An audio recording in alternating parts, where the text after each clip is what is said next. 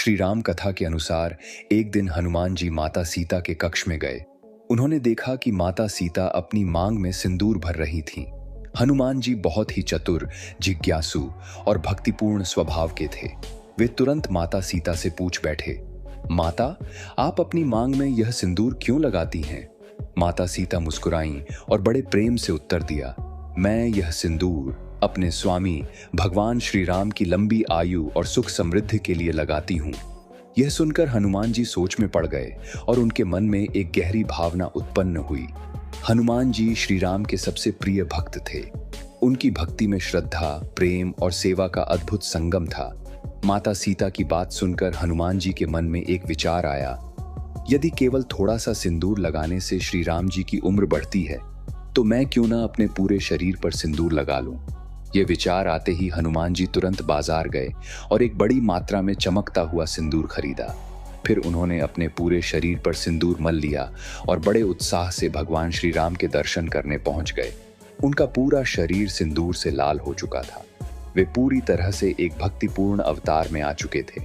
हनुमान जी को इस रूप में देखकर राजमहल में उपस्थित सभी लोग आश्चर्यचकित रह गए।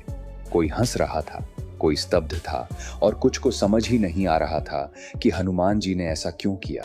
जब भगवान श्री राम ने हनुमान जी को इस रूप में देखा तो वे भाव विभोर हो गए।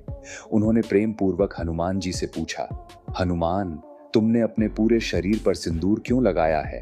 हनुमान जी ने बड़े ही सरलता और भक्ति से भरपूर उत्तर दिया, प्रभु, माता सीता ने बताया कि मांग में सिंदूर भरने से आपकी उम्र बढ़ती है। यदि थोड़ा सा सिंदूर लगाने से आपकी उम्र बढ़ती है, तो मैंने सोचा कि अगर मैं अपने पूरे शरीर पर सिंदूर लगाऊं तो आपकी उम्र अनंत हो जाएगी।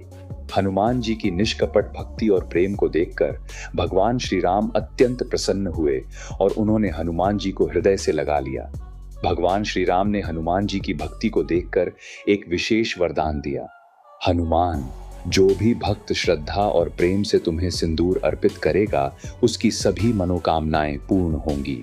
तभी से यह परंपरा चली आ रही है कि हनुमान जी को सिंदूर चढ़ाया जाता है। आज भी भारत के सभी हनुमान मंदिरों में भक्तगण हनुमान जी को सिंदूर चढ़ाते हैं और उनसे आशीर्वाद प्राप्त करते हैं। हनुमान जी की भक्ति निस्वार्थ थी। वे श्री राम से कुछ नहीं चाहते थे, केवल उनकी सेवा और कल्याण के लिए कार्य करते थे। भक्ति में कोई शर्त नहीं होनी चाहिए। जब सच्ची श्रद्धा और प्रेम से कोई भक्ति करता है तो भगवान स्वयं प्रसन्न होकर उसे आशीर्वाद देते हैं। हनुमान जी की कथा हमें सिखाती है कि सेवा और प्रेम से ही भगवान को प्रसन्न किया जा सकता है। वीडियो पसंद आया हो तो लाइक करें, शेयर करें और चैनल को सब्सक्राइब करना न भूलें। जय श्री राम, जय बजरंग बली।